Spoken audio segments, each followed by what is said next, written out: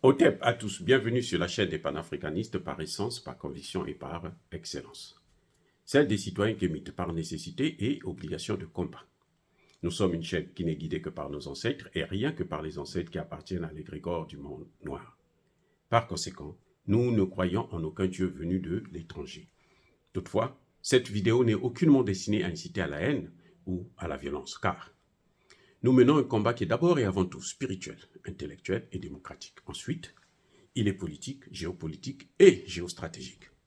Contre l'impérialisme, le colonialisme, le néocolonialisme et l'endocoloniat, qui sont tous qualifiés de crimes contre l'humanité. Nous menons ce combat sur la base du principe fondamental que nous avons hérité de nos ancêtres kémites, qui est celui de la Mahat, c'est-à-dire solidarité, vérité et justice. Vous êtes donc en droit de connaître la vérité et nous avons l'obligation de vous dire la vérité, rien que la vérité, afin que justice soit rendue au continent africain.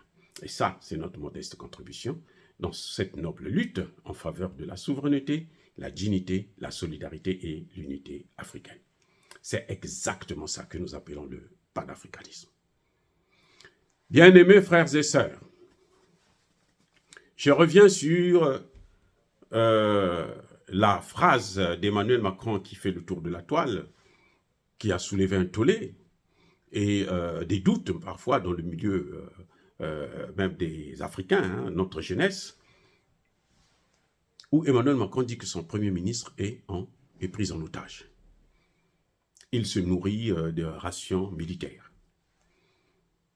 Le président, l'ancien président Bazoum, est pris en otage. Et que le président Tchani, c'est un putschiste, il est illégal, illégitime. Je me suis posé la question, quand j'ai entendu ça, je me suis dit, mais j'ai appelé ma femme, j'ai dit, ah, mais Macron dit que le président Bazoum, l'ambassadeur été, ils sont pris en otage.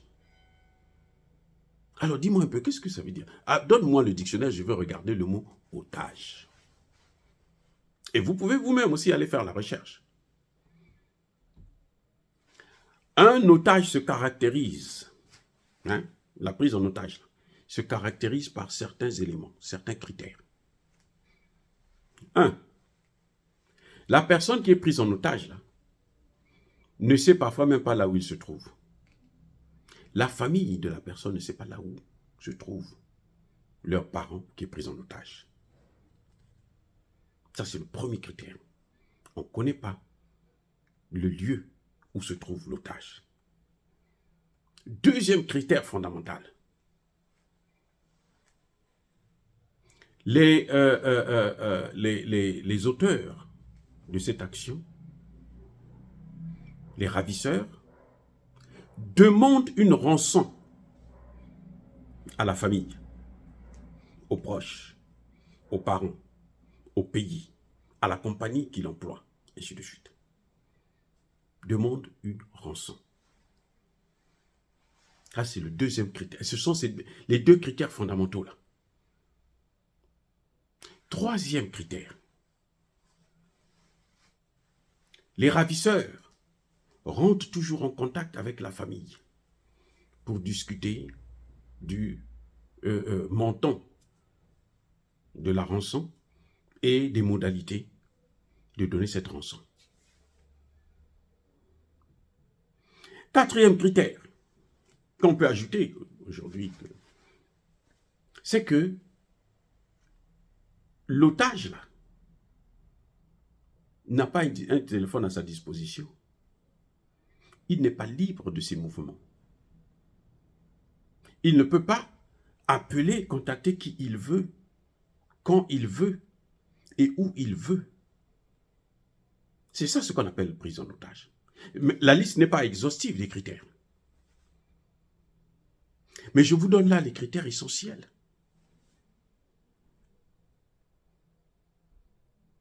Or, lorsqu'on examine le cas de Bazoum, le cas de l'ambassadeur IT, il n'y a pas de... Ces critères ne sont pas réunis. Alors, pourquoi Emmanuel Macron va parler d'un ambassadeur qui est pris en otage? Attendez. Là, nous ne parlons pas en congolais, nous ne parlons pas en lingala, nous ne parlons pas en bayaka.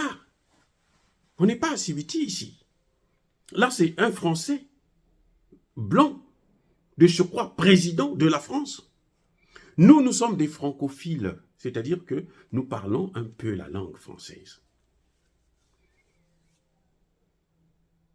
Et oui, nous avons des relations, nous avons voyagé dans leur pays, nous aimons la France, et ainsi de suite. Nous sommes des francophiles. Mais Emmanuel Macron est un Français. Ce sont les Français qui sont venus nous apprendre leur langue. Mais Emmanuel Macron semble ne pas connaître la définition du mot otage. Il y a un problème, bien aimé. Il y a un problème, il ne sait pas ce que c'est qu'un otage. Et si lui, Emmanuel Macron, est sorti de, je ne sais pas, HEC, Polytechnique, Sciences Po, Paris et autres, il ne connaît pas le mot otage, et il a un problème grave. Et ce qui me surprend, c'est que ni France 24, ni RFI, personne ne corrige. Personne ne dit à Emmanuel Macron, mais monsieur le président, là, notre langue, là, ne la sabotez pas comme ça. J'ai l'impression de vouloir réveiller Senghor pour venir nous mettre les choses en clair. Un otage, il dit, l'ambassadeur Ité est otage. Il est pris en otage. Alors que Emmanuel Macron sait où trouver son ambassadeur. Emmanuel Macron peut dire à son ambassadeur aujourd'hui, bon, Ité, reviens ici là. J'envoie un avion qui vient te chercher. Bon. L'ambassadeur Emmanuel Macron peut le faire. Hein. S'il peut le faire, ça veut dire que son type n'est pas un otage. Soyez, un otage là. Il n'est pas libre de ses mouvements.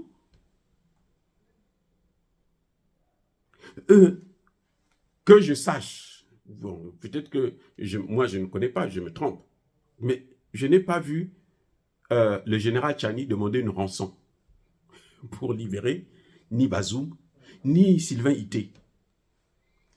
Qui a déjà demandé une rançon à Emmanuel Macron pour son ambassadeur? Au contraire, c'est-à-dire que le général Tchani a dit, monsieur l'ambassadeur, nous ne voulons plus de vous chez nous. Merci pour les services rendus, pour les insultes, puisque l'eau que nous buvons à Niamey, ici, là, c'est l'eau de l'Europe. Vous vous souvenez de la phrase, non? Donc, repartez chez vous. C'est Emmanuel Macron lui-même qui dit, non, non, non, non, non, non, non, tu restes là-bas. Malgré la souffrance, reste là. Tu vas manger les boîtes de conserve.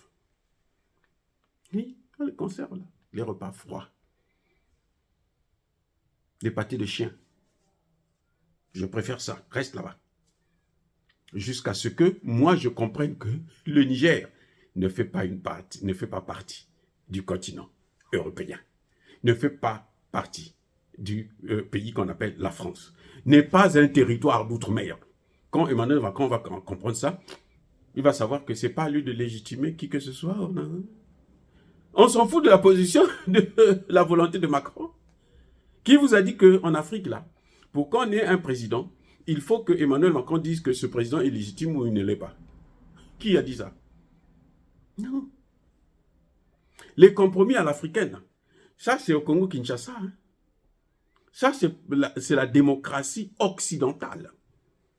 Ou la démocratie otanienne. Ce n'est pas la démocratie. Parce que la démocratie, ce n'est pas comme ça. Hein. Ce n'est pas Tshisekedi qui a gagné les élections, mais c'est lui qui est président sur la base d'un compromis à l'africaine. Non.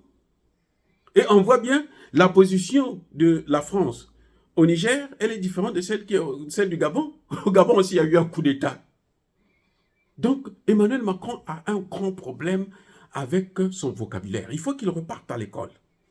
Je vous dis, il faut qu'il reparte à l'école pour apprendre le français, sa langue à lui, sa langue maternelle. Ce n'est pas la nôtre, c'est sa langue à lui. Nous encore, si on commet des erreurs, on s'en fiche éperdument. Moi, si je commets des erreurs en lingala ou en kikongo, là, les gens peuvent se moquer de moi, mais si c'est en français, je m'en bats les... Hein? Voilà.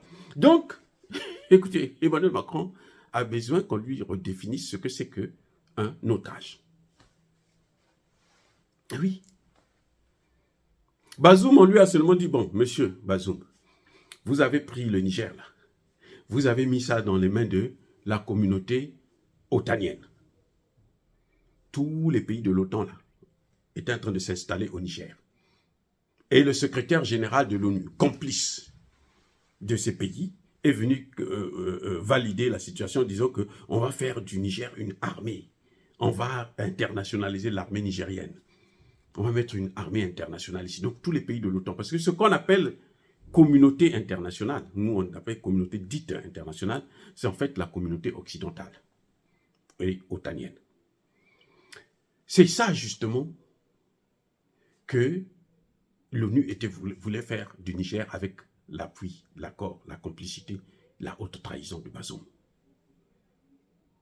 Donc, les Nigériens ont dit non. Les Nigériens qui soutiennent Tiani, ce sont eux qui peuvent dire que non, Tiani est légitime ou il ne l'est pas. Ce n'est pas à Macron. La position de Macron, là, nous, on s'en fiche éperdument. C'est un non-événement. C'est-à-dire qu'il est ridicule. La plus grosse imbécilité, d'ailleurs, de Macron, c'est celle que vous voyez là, au Niger. C'est cette attitude-là. C'est très, très, très ridicule. Même les pays américains, hein, les États-Unis, l'Allemagne et autres, là, personne ne soutient Macron.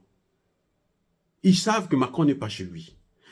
Macron avait essayé de faire ça avec le Mali quand il a donné des visas au Danemark, aux Danois, pour aller au Mali. C'est Macron qui les a autorisés de venir au Mali. Ouais, c'est-à-dire que ce type, et quand on les expulse, il dit non, non, non, non, non, non, c'est pas le droit, c'est international, c'est... Son ambassadeur est otage. Macron sait où trouver son ambassadeur. Macron peut dépêcher un vol là aujourd'hui, dire bon, Ité, reviens. Personne, au contraire, les gens vont acclamer. Ils vont dire bravo Macron, tu peux partir avec ta merde. C'est comme ça. Et il dit quand même qu'il est en otage. Alors qu'on dit non, prends ton type. Quand on est en otage, là, il y a une condition, la rançon. Il y a des négociations. Personne ne négocie avec Macron. Le Niger a dit, nous on ne veut pas de lui. C'est fini, c'est fini. Il se négocie pas. On ne veut pas de tes militaires. C'est fini, on ne négocie pas. Il suffit que Macron dise, bon, écoutez, revenez les gars. Nous ne sommes pas chez nous. Donc, Sylvain Ité est là. Il est sacrifié par son propre président jusqu'au jour où Macron va comprendre que, oh, mais le Niger, là, ce n'est pas un territoire d'outre-mer. Le Niger, ce n'est pas la Mayotte, l'île de la Mayotte qu'il a pris aux Comores. Le Niger, ce n'est pas les îles éparses que Emmanuel Macron, la France, a volées à Madagascar. Non, le Niger, ce n'est pas ça. Et il n'aura plus d'autres territoires africains. Là où il va danser le zékété qu'il est en train de faire. C'est fini. Donc, je crois que c'est un abus de langage de parler d'otage dans le cas de l'ambassadeur Ité. C'est une erreur, un vocabulaire vraiment de bas niveau de parler d'otage. Et je ne comprends pas pourquoi, et même les intellectuels français ne sont pas capables d'expliquer à leur président que non, il n'est pas en otage. Parce que s'il était otage, mais il y aurait des négociations, il y aurait la demande d'une rançon, vous aurez du mal à parler avec lui, il faut passer par ses ravisseurs, alors que vous pouvez parler avec votre ambassadeur nuit et jour. Bazoum, là, il appelle tous les jours, où il veut, qui il veut. Bazoum, on dit qu'il est otage. C'est un otage. C'est-à-dire qu'on ne comprend pas ce que c'est qu'un otage. Voilà. Emmanuel Macron se donne des pouvoirs qu'il n'a pas. Emmanuel Macron se dit que c'est à lui, on lui a donné, je ne sais pas si c'est les Nations Unies, bon, Guterres, lui, c'est même pas la peine. Si c'est lui qui lui a dit que non, c'est à toi d'évaluer les gouvernements légitimes en Afrique, ok, ça peut se comprendre. Mais sinon, bon, écoutez, c'est malheureux, hein, mais c'est ridicule. Ah, bien aimé frères et sœurs, dire cela, c'est inciter à la haine ou à la violence. Non, non. C'est le français que nous parlons, le français. Je voulais même vous dire ça en congolais. l'ambassadeur était Aza otage Théo. Yann qui otage V. Non, si ce qui va le vinango, et ça le pototé. Demain à Waboun, si nous maison avait que il était otage, il y a que l'on peut trouver. Ça c'est du charabia. Parce que le mot otage là, c'est autre chose. Voilà, bien-aimés frères et sœurs, encore soyez bénis, abondamment bénis par le Dieu des Kémités, par nos ancêtres angélisés. Je persiste et je signe. Mais que tous ceux qui persécutent le continent africain le pillent et le déstabilisent, qu'ils soient noirs, blancs, chinois, arabes, indiens, qui qu'ils soient punis, maudits, foudroyés, neutralisés, écrasés, effacés par ce Dieu des Kémités, par nos ancêtres angélisés. Vive l'Afrique éternelle, j'ai dit et j'assume.